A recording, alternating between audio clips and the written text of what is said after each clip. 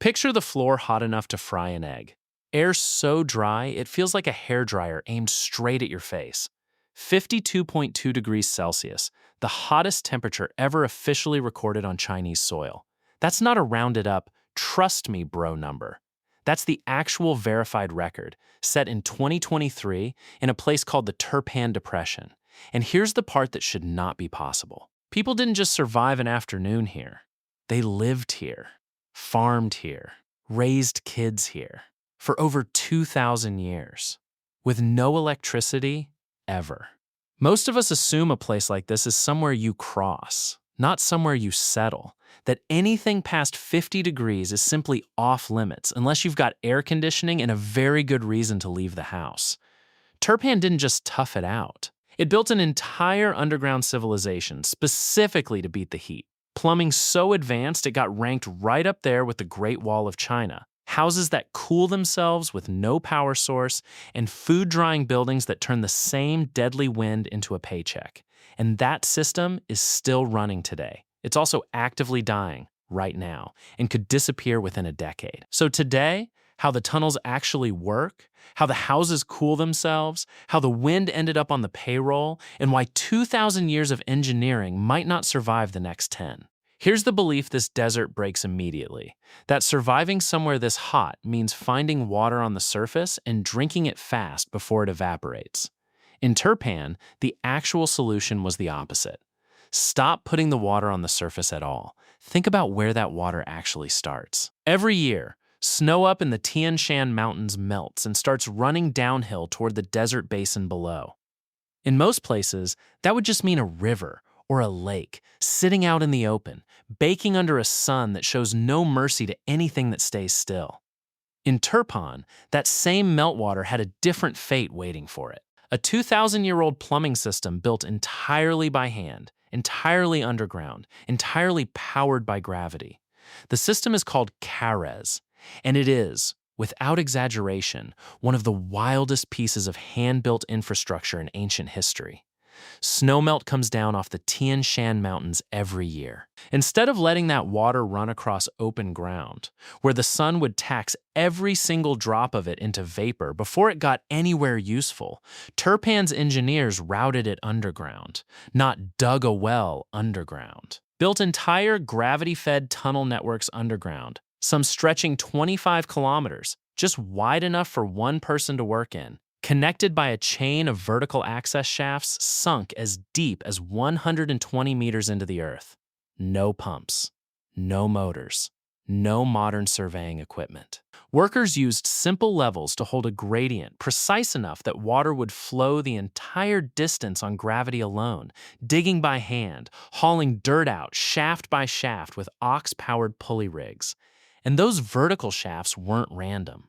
They were spaced deliberately, roughly 10 to 20 meters apart near the outlet where the tunnel runs shallow, opening up to 30 to 70 meters apart further upstream where it's deeper. That spacing did two jobs at once. It let air circulate down into the tunnel so workers weren't digging in a sealed pocket of dead air 100 meters underground, and it gave crews a way back down for repairs without redigging the whole line from scratch. This wasn't one clever tunnel. At its peak, the Turpan region had over 1,000 of these systems running at once, some individually stretching a full 25 kilometers end to end. Historically, this thing gets filed right alongside the Great Wall and the Grand Canal as one of the three great engineering projects of ancient China. Translate that into modern terms, and it's basically this. An entire civilization built a water utility with zero electricity, zero moving parts, a maintenance access plan baked into the original design, and a better uptime record than most 21st century pipe systems that spring a leak within 6 months of installation. And the reason it worked wasn't cleverness for cleverness' sake. It was the only way around what this environment specifically denies you. Ground surface temperatures here regularly blow past 70 degrees Celsius, with recorded peaks over 80. Leave water exposed, and the sky isn't just going to warm it up. It's going to take it. Every liter left on the surface is a liter the desert repossesses. So they took the water off the desert's turf entirely and moved the whole operation underground, where the heat couldn't touch it. And it worked well enough, for long enough, that a system built by hand 2,000 years ago is still the thing keeping vineyards alive in this same ground today. That alone should already sound like the ending of the story. It isn't. Here's the twist most people don't see coming. This is not a solved problem sitting safely in a museum case. It's an emergency that's unfolding right now. In 1949, Turpan had roughly 600 active Carez systems running. Today, that number is down to around 300, a 50% loss inside a single lifetime. Not from war, not from invasion, from modern pumps. Groundwater levels in some areas have been dropping by 1.5 to 2 meters a year because of mechanical overpumping, and Carez systems are brutally sensitive to that kind of disruption. In one documented case, a set of motor-pumped wells got drilled just 75 meters from 3 major Carez lines, when the recommended safety buffer is 700 meters, nearly 10 times that distance. One of those 3 Carez ran completely dry within 3 days. 2,000 years of continuous operation, undone in 72 hours, by equipment that didn't exist for almost all of that history. Researchers studying the system have put out a genuinely blunt prediction. Without serious intervention, Carez and Turpan could be entirely out of use by 2030. Let that sit for a second. Something that outlasted the fall of dynasties, the entire span of the Silk Road, and the birth and death of empires on either side of it is now on a countdown clock measured in years, not centuries. We're at the exact halfway point of this story, so let's take a beat here, because it's worth sitting with the irony before we move on. The thing that finally threatens to beat 2,000 years of desert survival engineering isn't drought. It isn't heat. It's us, showing up with better drills and worse spacing. Here's the part that stings the most about that 75-meter well. Nobody drilling it was trying to destroy anything. It's not sabotage. It's a modern convenience installed without accounting for a system that's been quietly working underground the entire time. Invisible, because that was always the whole design. You can't respect a boundary you don't know is there. And for a lot of the 20th century, plenty of people simply didn't know or didn't think a 2,000-year-old tunnel could be as fragile as it actually is. Here's the good news, and it's real. It's not a done deal yet. A Carez protection plan launched in 2006 has funded restoration work on a number of these systems, and in 2024, the Carez network was formally recognized as a World Heritage Irrigation Structure, official acknowledgement that this isn't just a quaint tourist attraction, it's working infrastructure worth actively defending. The roughly 300 Carez still running today still supply about 16% of Turpan's water and remain the literal backbone of its grape farming. Take that 16% away, and you're not talking about an inconvenience. You're talking about a measurable chunk of a regional economy that's been running on this exact water source for 2 millennia, gone. As of a 2026 report, some of that ancient gravity-fed water is now doing double duty, first filling cold water fish tanks, then flowing out to irrigate vineyards with the nutrient-rich runoff. Think about what that actually means. A tunnel network designed long before anyone alive today was born, before their great-great-great-grandparents were born, is currently, this year, feeding both fish farms and wine grapes off the same channel at the same time. That's not nostalgia. That's not a museum exhibit somebody dusted off for tourists. That's infrastructure still clocking in for a shift. So the water problem got solved underground. But water alone doesn't stop you from cooking where you sleep. That's a separate problem, and Turpan solved it with a building that runs like a machine with absolutely no moving parts. Traditional Turpan houses are built around a central courtyard, with walls of thick, sun-dried mud, brick, and simple poplar wood framing, a design shared, it turns out, all the way from Morocco to Central Asia, because deserts everywhere eventually converge on the same physics. Here's how it actually works. During the day, those thick walls slowly soak up heat, like a sponge that takes hours to fill. At night, once the outside air finally cools down, the walls release that stored heat back out, and at the same time, cool night air pools down into the open courtyard. Then, as the sun comes back up and the walls start warming again, the house's own thermal mass pulls that stored cool courtyard air inward to replace it. warm out, cool in, on a loop, every single day, forever. No electricity, no fans, no thermostat. Just a wall doing arithmetic with the sun. Translate that into modern terms, and a Turpan house is basically running a free, unpowered air conditioning cycle using nothing but brick and a 12-hour delay. Grape arbors trellised right over the courtyard add another layer, shade without blocking the airflow that keeps the whole cycle moving. And people built their own schedules around the same physics as the walls. Traditional daily life in Turpan runs on something close to a siesta. Activity recedes hard during the worst of the afternoon heat, then picks back up once evening arrives and the temperature actually becomes negotiable again. It's the human version of exactly what the house is doing. Nobody's fighting the hottest hours head on. Everybody's just waiting them out, and living in the hours the desert isn't actively trying to kill you. There's something almost funny about how obvious that sounds once you say it out loud, and how completely most modern cities ignore it. We build glass towers that trap heat and then run air conditioning around the clock to fight our own architecture. Turpan looked at the same problem 2,000 years earlier and just didn't fight it. Worked with the sun's schedule instead of against it, and let a wall do the actual labor. That's the house solved, and the schedule solved. But there's one more problem this desert throws at you, and it's a strange one. What do you do when the exact same heat that's trying to kill you is sitting right there, free, and you need to preserve food before it spoils? Most environments this brutal get treated purely as a threat to survive. Turpan did something a little more audacious. It looked at the thing trying to kill it and figured out how to put it on payroll. The answer is a structure called the chunch. A mud brick tower, walls perforated on all four sides, built specifically to grab the region's brutal, dry desert wind and funnel it straight through a shaded, dark interior. Grapes get hung inside for about 40 days. It's not the sun drying them. Direct sunlight is deliberately kept out. It's the wind, moving continuously through a structure engineered like a lung. That difference matters. Wine-dried grapes come out a lighter color and noticeably sweeter than sun-dried ones, which is exactly why some modern producers still buy grapes elsewhere and haul them into Turpan, specifically to dry them in a chunch, because the method itself is considered better than the fruit's own origin. Translate that into modern terms, and the chunch is a building with one job description. Take the exact weather event that would give you heat stroke in 20 minutes and use it as unpaid industrial labor instead. No refrigeration, no dehydrator, no electric fan, just architecture doing a factory's job for free on a 40-day timer every single season. Notice the pattern by now, because it's the same move 3 times over.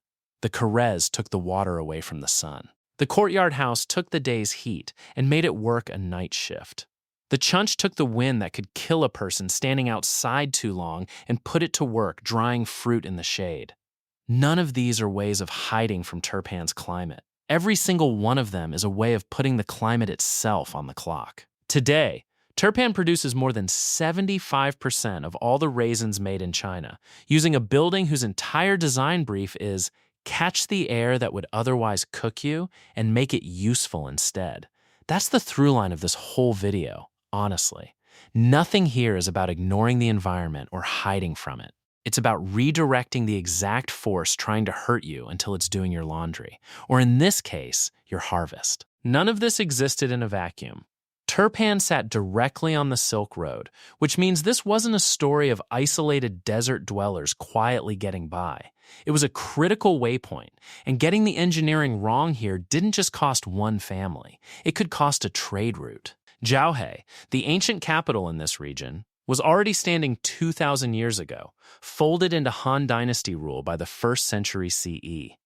The Gaochang Kingdom held the area through the 6th century, until Tang Dynasty forces took it over in the 620s and 630s, turning Turpan into a frontier stopover for merchants, monks, and travelers pushing further west. By the 9th century, the Uyghurs had become the dominant power here, founding the Kingdom of Kocho. Translate that into modern terms, and Turpan changed management 4 separate times in under 1,000 years. New leadership, new taxes, presumably new paperwork, and every single administration kept the Carez system running anyway, because letting the water infrastructure fail was never actually on the table. Through all of that political turnover, one thing stayed constant. Whoever controlled Turpan controlled a rare, livable stop in an otherwise lethal stretch of desert.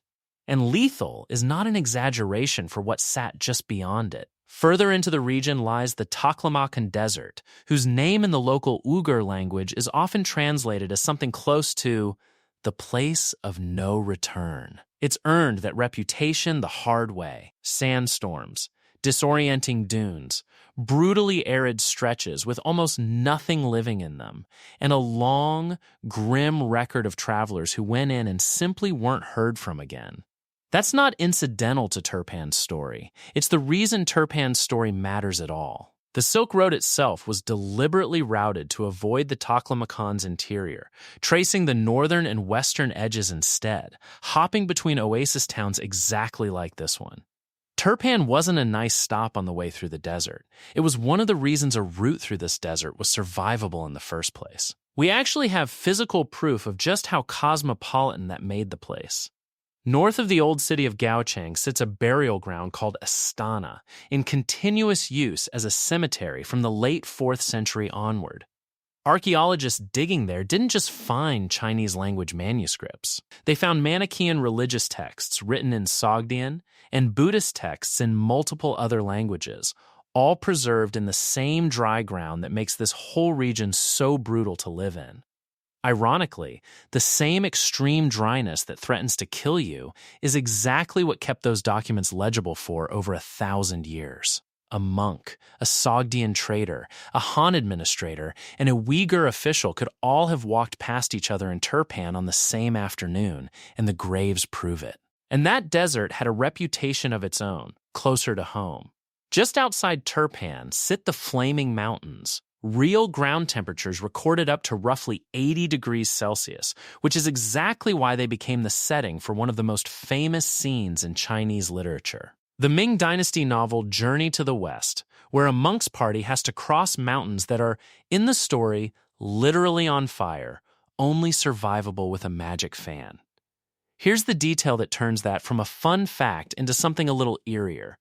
That monk character is based on a real person. Yuanzong, a Tang Dynasty monk who lived from 602 to 664 CE, genuinely traveled through Turpan on his real pilgrimage to India. He saw these mountains with his own eyes, centuries before anyone turned them into fiction.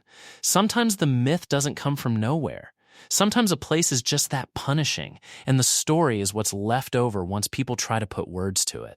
Last thing worth knowing, because it reframes everything you just watched. Turpan didn't invent the concept of an underground gravity tunnel out of nowhere. It's one branch of a much bigger family tree. The same core idea: dig underground, use gravity instead of pumps, keep the water away from the sun, shows up across the Middle East and Central Asia under different local names. Qanat in Iran, where the technology likely first appeared as early as the early 1st millennium BCE. Kariz in Afghanistan and eastern Iran. Faghara in Algeria. Katara in Morocco. Falaj in Oman. Different regions, different centuries, different water sources, and every single one of them landed on functionally the same answer, because gravity and evaporation don't care what language you speak or what dynasty you answer to. Translate that into modern terms one more time. This is a solution good enough that it kept getting adopted, generation after generation, culture after culture, wherever the same problem showed up.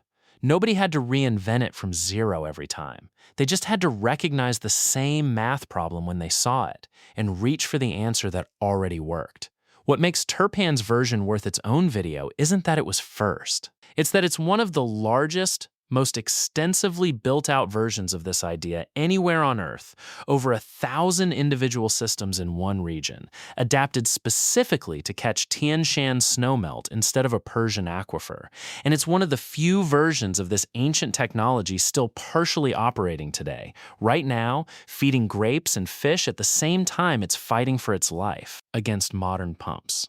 So if you ever find yourself standing over a qanat in Iran, a falaj in Oman, or a Kerez in Turpan, you're not looking at three unrelated tourist curiosities. You're looking at branches of the same engineering family tree, planted in wildly different deserts, all still standing because the underlying idea was simply that good. Beating a desert this hostile wasn't a fluke, and it wasn't luck. It was just what happens when human beings refuse to accept uninhabitable as a final answer. It also means Turpan was never really alone in this fight. Across mountain ranges and centuries, in languages its own engineers may never have heard, other communities were digging the exact same kind of tunnel, solving the exact same problem, for the exact same reason.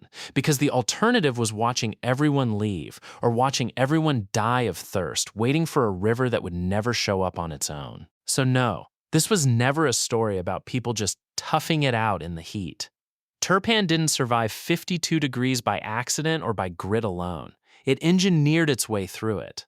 Water moved where the sun couldn't reach it, houses that cool themselves on nothing but brick and thyme, wind that dries grapes instead of skin, and a schedule that simply refused to fight the sun during the hours it couldn't be beaten. Some of that system is still running under your feet if you visited Turpan tomorrow, and some of it might not be there in 10 years, not because the desert finally won, but because we got careless with where we drilled.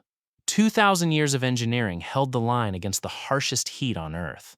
Whether it holds another 10 is still being decided right now, by decisions being made this year, not by anyone in this story.